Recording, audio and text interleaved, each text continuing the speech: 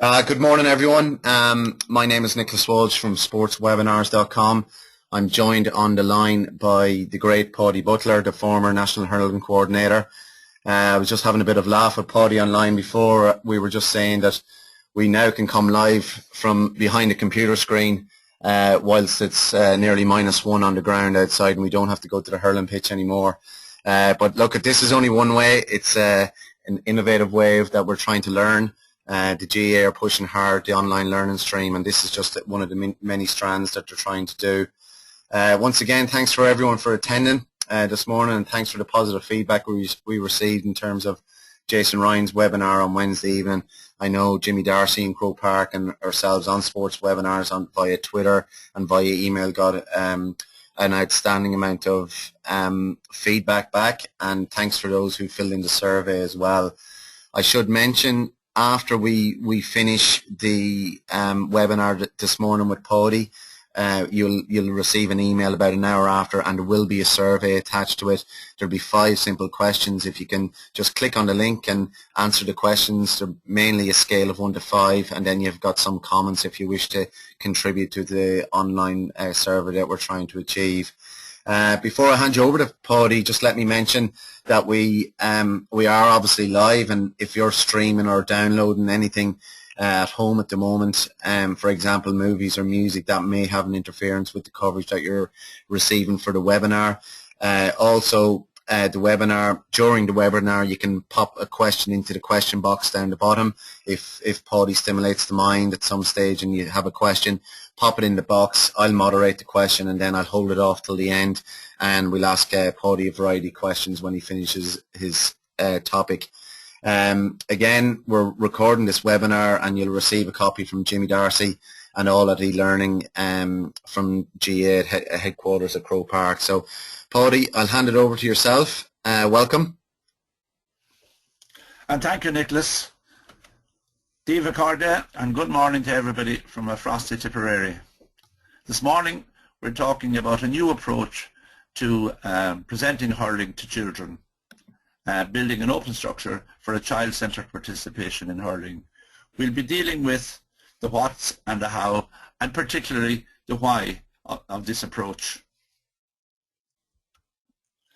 We start with an open mind, and we now know that the traditional ways of teaching hurling haven't succeeded in spreading it, and we haven't fulfilled our national desire to increase participation and to improve skills. So a new approach was wanted. So we take our lead now from Stephen Covey in the 7 Habits of Highly Effective People. We'll begin with the end in mind.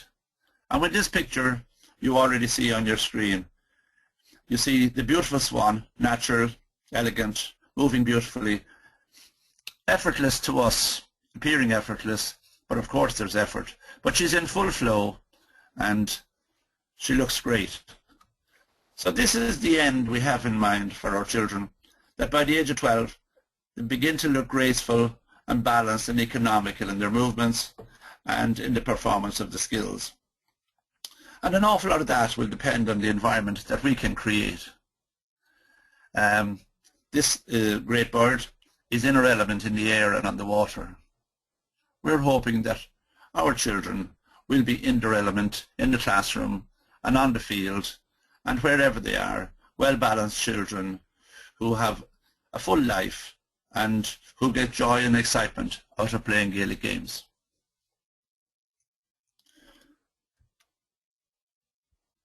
On the other hand, we have the capability of being destructive. Here you see a bush on the west coast of Ireland.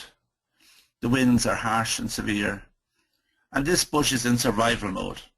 Now, survival mode is grand for survival, but it's not great when we want to be creative and exciting on a playing field. The bush is deformed, lopsided and stunted because of the conditions on which the prevailing winds are constant day and night, year in, year out.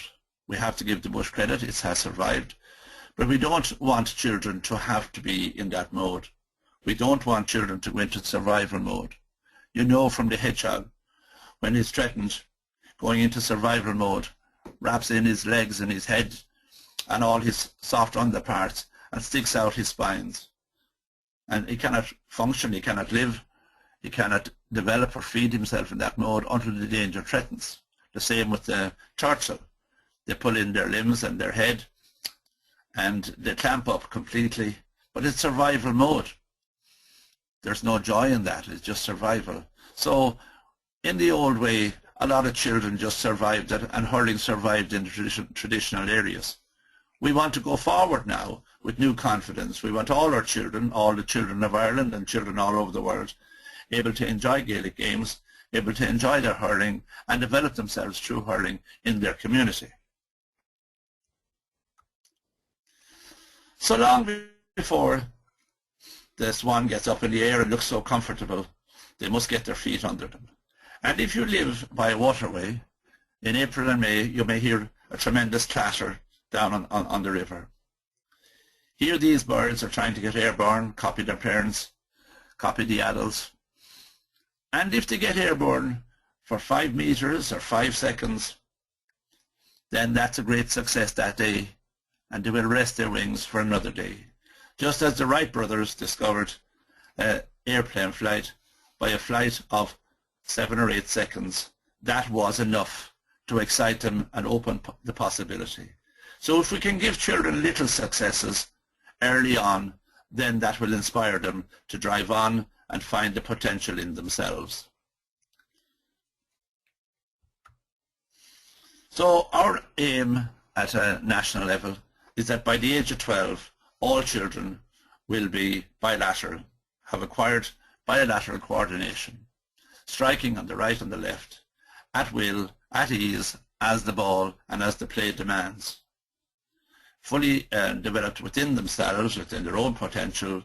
We know that every child has this potential, and we know that our onerous task is to create the environment which that talent can develop and get into a state of flow. And children who have hours and hours of spare time will be inspired to hone those skills and practice on their own because of the enjoyment that they get from it. Here in this beautiful natural setting, I want to bring 2 big ideas to you. The idea of what self-consciousness does or doesn't allow, and what self-awareness will allow. So the picture here, the lake is so calm, it's a perfect reflection of the reality. The trees in the water are not trees, they're not real, they're a reflection of reality. So when I, the coach, am in self-awareness, when I'm fully aware, I know then the language I'm using, the tasks I'm setting, but my mind is calm and it's reflecting the state of the children are in. So I'll be useful to them. I'll be helpful to them in the state that they're in the age that they're in, and the amount of experience they have. Self-consciousness on my part will cripple all the children. So self-conscious is a crippling state of mind. I am not on task. I'm not there for the children. It's the opposite of child-centered, and I then become the destroyer of children, the destroyer of their happiness and the destroyer of their development and their growth, and I cannot allow them to get into the state of flow. Self-awareness then, in the children and myself, is we know we're going to mistakes, we know we're going to do things wrong, we know things won't always happen, we'll miss the ball, we'll miss the score, and that's okay. Just as the swans couldn't take to the air the day they were born, and it took a long, slow process over the summer for them to get airborne. And just as me and you, when we were small children, between the ages of 6 months and 18 months, we might have fallen 1,000,000 times. But because we weren't under the spotlight, or we weren't self-conscious, we knew perfectly well that that was a normal process. That I fall and I get up and I'm better tomorrow. I might hold on to the chair, I might hold on to Mammy's hand, I might hold on to the railing or the radiator, whatever assistance I might take it.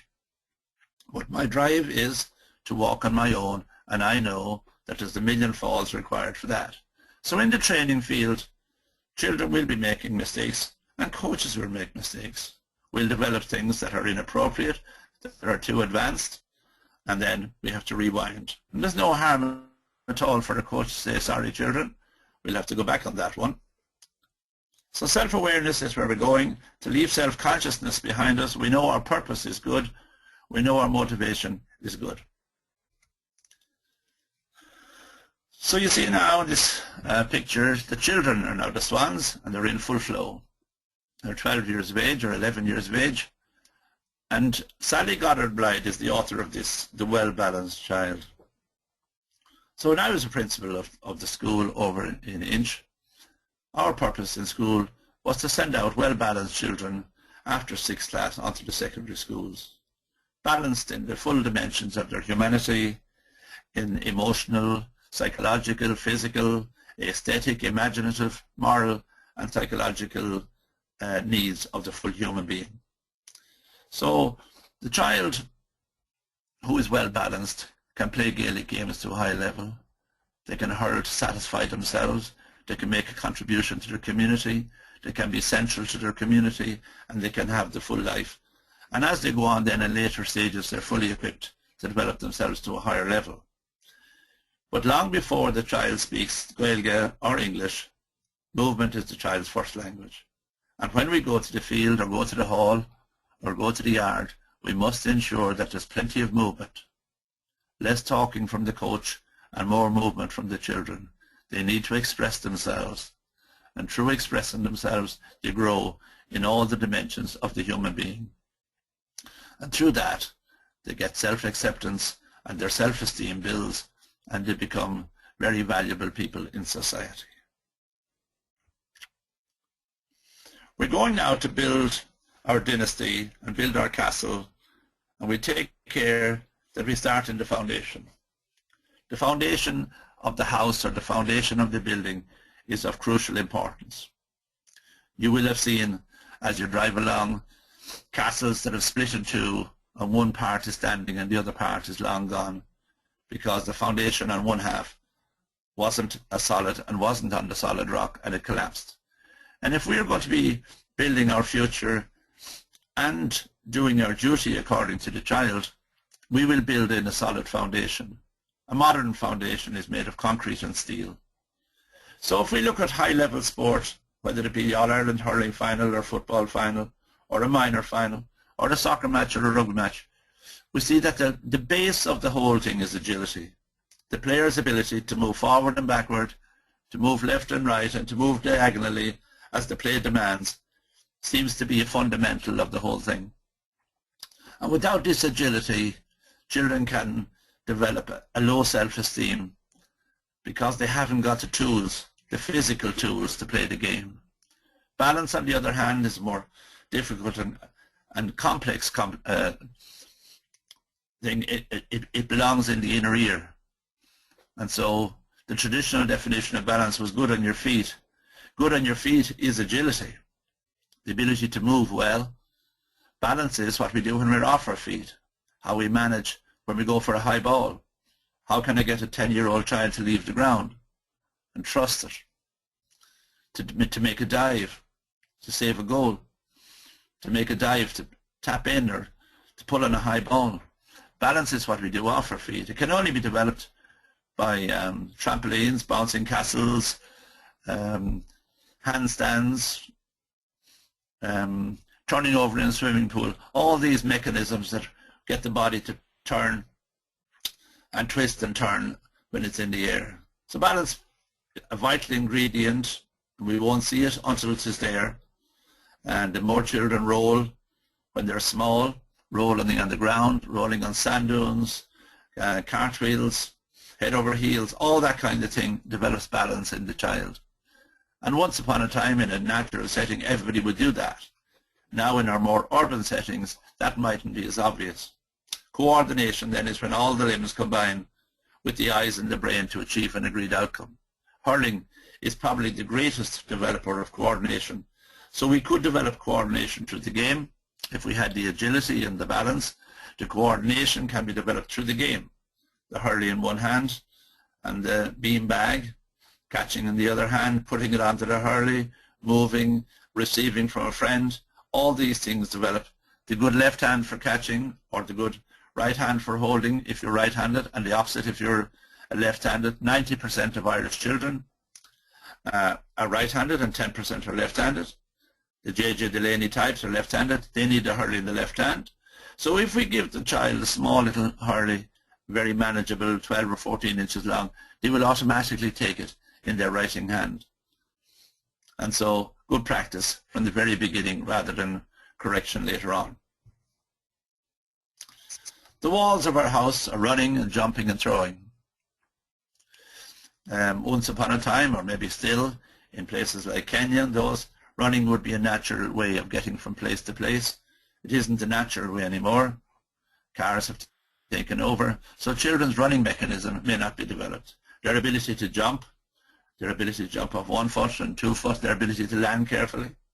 We see even at the highest level people breaking their knees, coming down on 1 foot, and throwing. So throwing is the precursor to the hand pass, and every child should be familiar with the underarm throw long before we ever introduce the hand pass.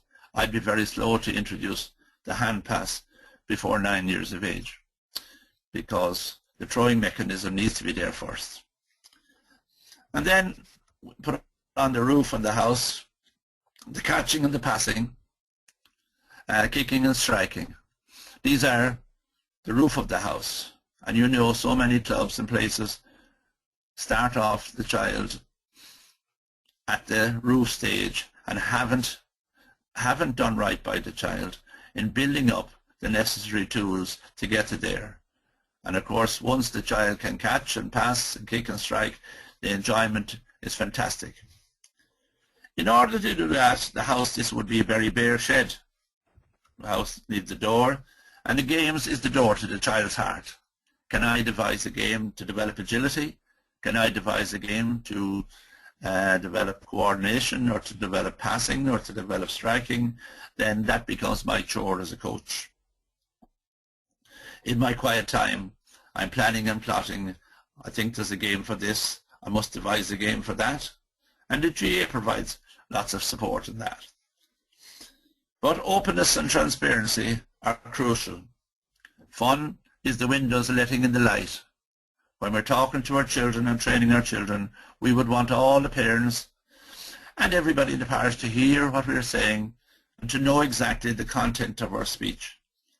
We're talking to children from a position of respect and equality.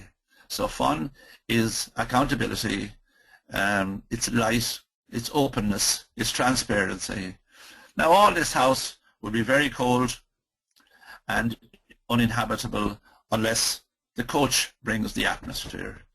So the coach is the fire, the coach is the heating system that creates the atmosphere to attract children to the field or to the hall in the winter time or to the AstroTurf, wherever the game is played. Now if we're going to put the child at the center of the whole thing, then we need tools for this. So Barney is the child, and our tools are the how to coach skills, to build rapport, to observe, analyze, explain, get feedback, provide demonstration, and tailor the task to Barney's needs, guaranteeing all the time that fun and learning are going on, because there is no real fun unless there's learning, and there's no learning unless there's fun. So why do we want to build rapport? Well, we'll just take a look now at what Anthony Robbins says what rapport is. Rapport is the ability to move fully from my map of the world to the other person's map of the world. Rapport is the ability to form a powerful common bond and a relationship of responsiveness. So rapport is me getting into Barney's shoes and taking the world from his perspective and what he'd like to do now and what he needs to do now. My reason to observe is to see what stage Barney is at, what has he learned since last week, and what's the new challenge required. How is his body language telling me the story of what is in his head? And I analyze what stage he is so that I can design a new game with a different emphasis. My language must be tailored to Barney, whether he's 4 or 5 or 10. The language must be clear. Then I must respect his intelligence and his experience by asking questions. And I must provide demos, whether I'm able to do it myself or get somebody else. Now, if we go back on those again and we take a traditional way, the building rapport was unheard of. So you do what I say. You don't do what I do, but you do what I say because I'm the boss and I say so. I observe you with a view to finding out how many faults you have, and I remind you every moment of how bad you are at everything. The only reason I analyze is to make the next task so difficult that you won't be able to do it, and I'll be the only one in the whole place who'll do anything. My language might be adult, it might be too loud, so I'm saying you're deaf by shouting at you. I say it 50 times to convince you that you're stupid. So the traditional ways haven't really succeeded, and it's time for change. And there is change, and it's a time of change. And children are being taught in a new way in primary schools, and they are being treated differently, because maybe another big change is that these young children didn't come to our clubs. They didn't come until they were later. So now we have to adjust our world to Barney, because Barney is the real child. And if we want to increase participation, then every child is Barney. And in rural places, we need everybody. And in the urban areas, I think in fairness to the children, they are entitled to play hurling as well. So Barney has two worlds, his quality world, where he only allows in 5 or 6, at max 7 people. And then he has the trash bin, where all the others must go. They're a pain in the neck for Barney. So into his quality world, he allows some people. You mightn't think that Barney knows so much, but even by the age of 7, Barney knows all this. And these are the conditions that Barney sets to allow people into his quality world. So, keep my promises. So the promises that I make must be keepable. I mustn't promise things that I cannot deliver. So if I promise Barney that he'll be good at soloing in 12 months, or that he'll be able to strike the ball over the bar from the 21-yard line in 2 years, well then, that's achievable. I call Barney by his name, not by any other name. I won't call him you, or you over there, or you with the yellow helmet, or you with the black boots. I'll call him Barney. And if I call him Barney, I have a great chance that I'm into his quality world. And if I'm into his quality world, well then, we have rapport. I acknowledge his efforts. He may only catch 1 ball in 3. He may miss 1 ball in 2. But that's okay. He made the effort. I'll be kind because he's young. He needs kindness around him. I'll be good-humoured. I'll be respectful because he's my equal in every way as a human being. I'll do my best to be fair. I'll be self-aware. And I'll be aware that bullying does go on and that I must be vigilant about it. I will teach him skills in an organised way according as his age and his state of development. I guarantee him a game every single day, and I accept that in the process he'll make mistakes. Now, if I can do that, Barney puts me into his quality world, and then Barney will be hurling and playing Gaelic games for all the rest of his life. And later when he retires, he will become a coach or an administrator, and he will make a further contribution. So Barney can explain to me everything that I need to know to be a great coach. So as we go along now, I have a few questions for you. Can you remember what the foundation was? What goes into the foundation? Can you remember the words, the ABCs? Okay, you got those. Can you remember the walls? The RJTs. Yep, the running and the jumping and the throwing. And what was the roof? The roof was blue. CPKS, yes, you got them. The catching, the passing, the kicking and the striking. And of course the key to the whole thing is the games. And then the openness and the transparency, letting in the light. And can you, with your tremendous dedication and your passion for the game, can you create the environment that will attract the children into our games? Our national policy then, you see from this lovely picture of the quick touch ball, would be attractive to any 12-year-old. Can we, as an association, be child-centred and games-based? Child-centred, everything is tailored around the child. their age of development, and it's game-based. It isn't an adult games-based, the 15 aside. That isn't child-centered. The child might only get one touch of the ball in a half an hour. They might get no touch of the ball in the half an hour. Child-centered is the game is designed around the child's needs. Sometimes it's a one-a-side game, 1 versus 1. Sometimes it's 2v2 or 3v2 or 3v1 or 5v5. But the better we design the game, if I have 20 children in the field and I make 2 5-a-sides, or I make 10 teams of 2 for a purpose, then I'm guaranteeing the child is going to get plenty of touches of the ball.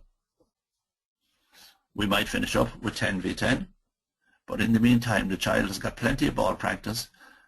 The equipment and everything else is geared around the child. So here's the swan, graceful, balanced, economical. This is the child we want. Now we come back to the passion and the desire in the coach that's required. Passion in itself can be destructive or can be magnificent and create swans. But when passion is coupled to principled, it guarantees this kind of thing. It guarantees the children will be in flow. Without the principled approach, the passion can go astray. And again, the persistency that's required to stay with the child over the duration for the 4 or 5 or 6 or 8 years it takes. When that's coupled with personableness, then the child is in a warm and friendly atmosphere, and we avoid destruction that was sometimes common in the past. So passion could do this too. But when we couple it to principle, then we're into self-awareness, we're into the good of the child, we're into the openness and the accountability. So this is what happens when we need to win. When my ego needs to win, then the child is just a tool. He's no longer a person, no longer my equal, no longer intelligent, no longer an emotional entity. Winning at all costs distorts everything. Every ball then must be struck on the strong side. There's no time for experimentation. There's no time for development. We just go down a narrow tube. And that's okay for a few. A few can survive that. But for everybody else, they go into survival mode, and then in their teenage years, they drift away. So we have learned harsh lessons from the past, that winning at all costs is utterly destructive of human beings. And there are many counties playing hurling, many clubs playing hurling, who don't win all that much. And they've been playing hurling for as long as anybody remembers. Winning doesn't solve all problems. It's nice to win, but it isn't the object of the child section. So here we have age-appropriate equipment. On your left you have the bean bag, which is a bit more stable than the ball. There's a small little hurley that they take in the dominant hand. You have the safety mats, which are the equivalent of agility poles and ladders and hurdles, all wrapped up in one in a safety environment, and then the bean ball as the child is advancing and needs another challenge. With this we can develop catching and passing. We can develop all the skills that we want. So here's a beautiful picture of children, second-class children in a school, 100% engaged in full flow. You can read from their body language. The children that are on, totally engaged, are learning how to take the corner, learning how to manage their body. You can see emotionally they're happy with that. Psychologically they're happy. They're happy to have the little hurley in their hand. What's going on here is a thing we call accretion. The child is having a terrific time. The hurley is in his hand and the association is made that I love hurling. That's the way the child mind works. I love this. I'm getting a great time. Now if you like to observe the children that are not on, how completely into it they are. They're observing, they're waiting their turn, they know their turn is coming, there's trust, there's relaxation on their faces. Everybody is in. What are the coaches doing? Well, they're in mode. They're observing. I'm reminded of Emily Dickinson's lovely poem. They might not need me, but they might. I let my head be just in sight. A smile as small as mine can be. precisely their necessity. The children aren't going to be looking at me. If they are, they aren't on the job. If I'm forcing them to look at me, I'm into self-consciousness. Self-awareness is all the children are fully engaged. They're fully happy. They don't need over-instruction. They've got their instruction. They're intelligent. I don't need to shout. They're not deaf. I don't need to say it 50 times. They're not stupid. And all these old habits that we inherited. And down in the end, you can see the hurling wall, where in 2 years' time, they'll be fully able to enjoy themselves and express themselves in another way, in a more advanced state. But at the moment, they're getting their feet under them. That's emotional and psychological as much as it is physical, and of course it's physical. But we're setting the idea that, child, you are capable. You're immensely capable. Once you train your feet, you can do anything. Once you're having a happy time, your mind will grow. And your desire will grow, and your belief in yourself, your self-esteem will grow. So the coaches there are just in a supervisory mode with minimum instruction. The floor is safe. No child will run into any other child. So safety is a big issue here, but this is child-centered approach. All the children in the class are there. No child left in the classroom. Every single child is there. It doesn't matter about their academic ability now. They're all equal. The next level is learning to fly. Just as the Swans or the Wright brothers got off the ground for 5 or 7 seconds, these children are learning to fly. The environment is lovely. They have the mat floor, the roof over their head, and everything. The small hurley and the big ball, great chance of success. One thing that's sticking out, I suppose, in a child-friendly world is the helmet looks a bit harsh and a bit cumbersome, and maybe a softer and more pliable material might be easier on the child. But nonetheless, the children here are having a really good time. They're in game mode. They're fully into it. There's no need to instruct them. They have got their instruction, and they're now game on. And then by 12 years of age or 11, we're flying. You see this beautiful picture here. Children in full flight. The defender, respectful, well organized, well balanced, well coordinated, coming alongside, and the attacker in full flight, hell bent on getting that score. There's no need to talk to those children about concentration. There's no need to shout at those. They're into the game and they're well on their way.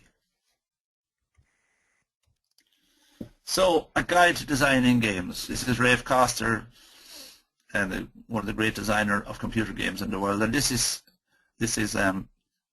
what he took as a guide to designing games that would sell for him. Fun from games arises out of mastery. Mastery of the body, mastery of the mind, mastery of the hurley, mastery of the slitter. And you see this girl down in Kerry, 11-year-old girl, totally into the game. That could be Henry Shefflin. That could be any player. She's fully into it. And you see the girl in pink, she's fully into it in a different way, trying to work it out. How on earth can I get this ball into the air and get my hurley, get my hand back on the hurley and still strike it? The first girl is at a different stage in development. She's full of confidence. She's perfecting her technique. Her body is responding perfectly to what's needed. Her hand is rejoining the hurley. The mammies and daddies are looking on, admiring. The children are in game mode. 5 minutes later than that, they're in full game. This is the stage of development. It arises out of comprehension because our brains are important. It's an act of solving puzzles that gives me fun. So can 3 children score a goal on 3 children? Can 3 adults take on 3 backs? Can 3 adults take on 2 backs and score a goal? It's always solving the puzzle. With games, learning is the drug. Now, wouldn't it be one massive contribution to Ireland, just like Michael Cusick gave the GAA to Ireland? Wouldn't it be a massive contribution if learning was the new drug in Ireland, and that everybody got involved in learning, coaches and players and parents, in learning a new way to rear our children through Gaelic games? So this is why children play. In a survey in the 5 continents, these are the reasons why children play. And this will be a great guide then to us. They play to have fun, to test themselves physically, emotionally, psychologically. to feel worthy. Seems to be basic to human being, to be worthy of love and to be worthy of belonging, to be worthy of wearing the jersey, to be a worthy human being, to belong, to have influence, and to be free of cares and free of worries. And sometimes for some children to copy their heroes, and for some poor children the field might be the place where life is at its best. So this is a guideline to us. And then we know from Maureen Gaffrin's great study, if children are to grow and to develop to their full potential, they need positive feedback at ratio of 5:1. So if we're overcorrecting, we're not in child mode, we're not child-centered, we're in self-consciousness. We cripple them into their self-consciousness instead of in a state of flow. So thank you for being with me this morning. I hope you have enjoyed this. And thank to Nicholas in Australia for making all this possible, and to Jimmy Darcy in Croke Park. Paudie, thanks very much. Once again, I hadn't heard you present in a while, but fantastic. Love hearing from you. Love looking at your presentations, and love the depth that you get into in terms of the knowledge that you have and the experience that you have right throughout. Paudie, I've got a few questions that have floated in. Yes, Nicholas. I've been banking them now. I'll ask them, and then sure I'll ask one at a time, and then give you a chance to let the audience know. As a coach that is starting out, how do you recognise a child that may be lopsided or stunted, as you put it? Well, yeah, this is where self-awareness comes in.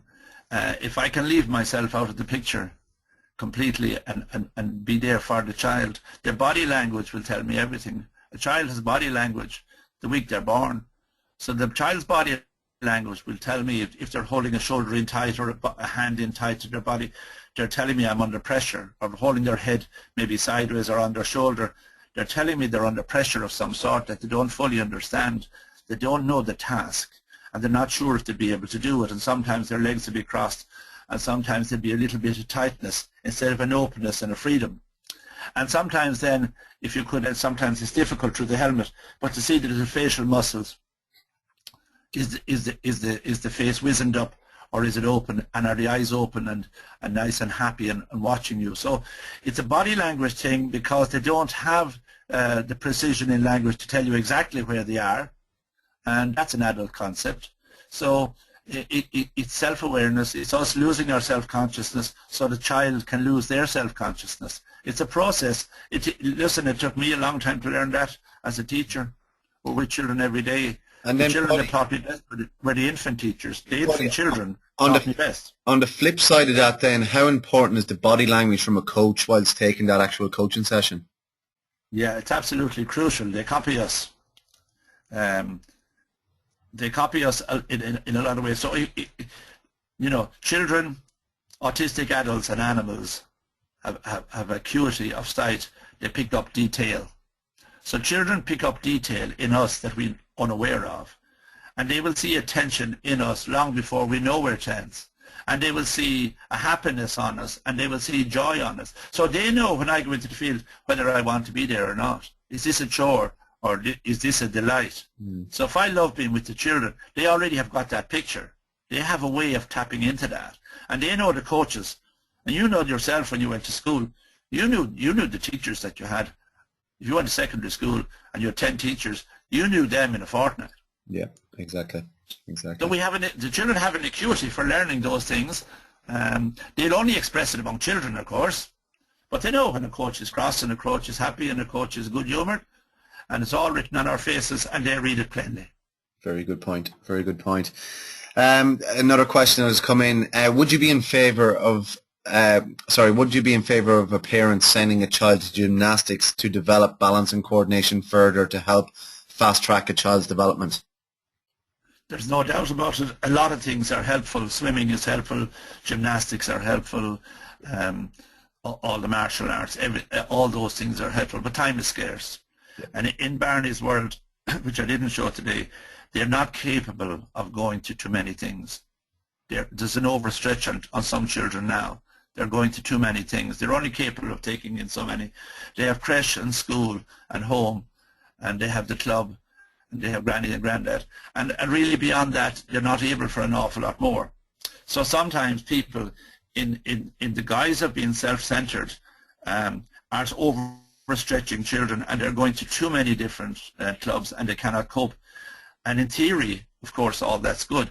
So it's crucial now that we get that good program in our club, because the child really cannot cope with 4 clubs that in an adult concept would be necessary, but the child isn't really able to cope with that emotionally or psychologically. Okay, very good. Just a very quick question. What's a typical length of time a child's-based coaching session should last? Well, if you saw the little children in the yard there with their little coloured hurleys, 35 minutes would be their limit.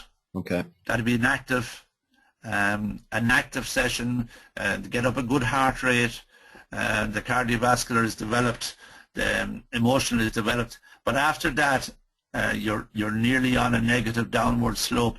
You're nearly on loss after that.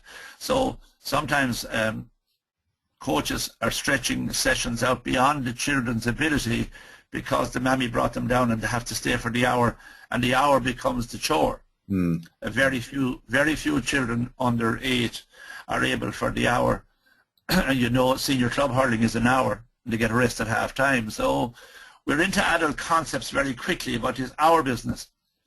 The small junior infants might be capable of 20 minutes, 15 to 20 minutes. 5th and 6th class, then they'll be able for, you know, all told, they might be able to stretch it to the hour if it was well graded. But it's our business is doing damage.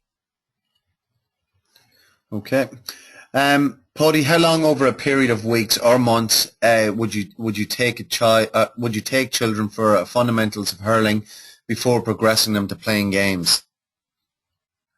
Well, parents now, want their children minded a lot more, and a lot of clubs are beginning to go through the winter season and take children for fundamentals in the spring, and try and go to the field then when it's April or May. So if you have facilities and you have a trained person, certainly in the winter months, and if you have a school club liaison person, then there's a harmony in all of this, and the child develops quite quickly without being forced or without being overstretched. So with good facilities, the child certainly wouldn't, you wouldn't be doing any harm by doing a winter program in fundamentals with children. So I mean, the adults, when you go back out in the field and you go back out with your team in Australia, they'll be doing the fundamentals in a kind of an adulty way, won't they? Exactly. Paudie, I've got one more question after coming in. Should you try and change or correct a child's grip if they're holding a hurling correctly but the club are coaching them the other grip? Yeah. Now, this is the vexed question, and of course if it's child-centered, if we go back to being child-centered, we'll do the right thing by the child. The right thing by the child is to increase his capacity for fun and learning and development, and of course the hurling in the dominant hand is going to increase that capacity enormously. So regardless of what anybody says, that's the right thing to do. Now, if the child is caught in a vice between feuding adults, well then it is a hopeless story. But if we always go back to the fundamental question, what is the best for the child? It's best for the child that the hurley fits him first of all, or her, and that is the right size, and that it's in the dominant hand. If we did a good fundamentals program, the problem wouldn't arise. And this is where the torture happens for children. They've been neglected when they were small, and they get abused when they're older, because they're corrected every other minute, and being, as adults, we wouldn't put up with it. But the children have been overcorrected because there was neglect earlier on. So if we could get the hurley into the dominant hand when the child is not self-conscious, then the whole thing would happen. But correcting, I'd correct the child at any age, but I do it with their consent and their goodwill. Very good. Paudie, look, thanks very much for your time this morning. Thanks to everyone for attending the GAALearning webinar hosted by us here at Sports Webinars.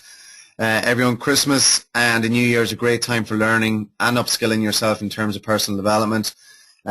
Just after the New Year, the GAA Games Development Conference is on Saturday, 10th of January, supporting coaches of youth players.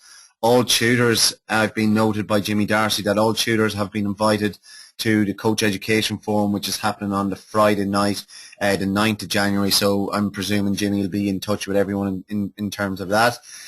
Recordings of both Jason Ryan's and Paudie's webinar will be posted online to learning.gaa.ie, and it'll also be emailed out to everyone via our YouTube link or our YouTube page that we have as well. Guys, follow us on Twitter. Follow the GAALearning on Twitter at GAALearning, and also us at Sports Webinars. Hopefully in the new year we'll be pushing a number of new material throughout, so keep in touch, and we'll be in touch in relation to our new content early in the new year. I want to wish everyone a happy Christmas. Unfortunately, I won't make it home this Christmas. We've only got 10 days off, so it's only a brief time period. But look, a happy Christmas to everyone, and we wish everyone the best for 2015. Paudie, thanks very much, and we'll see you soon. Okay, Slán.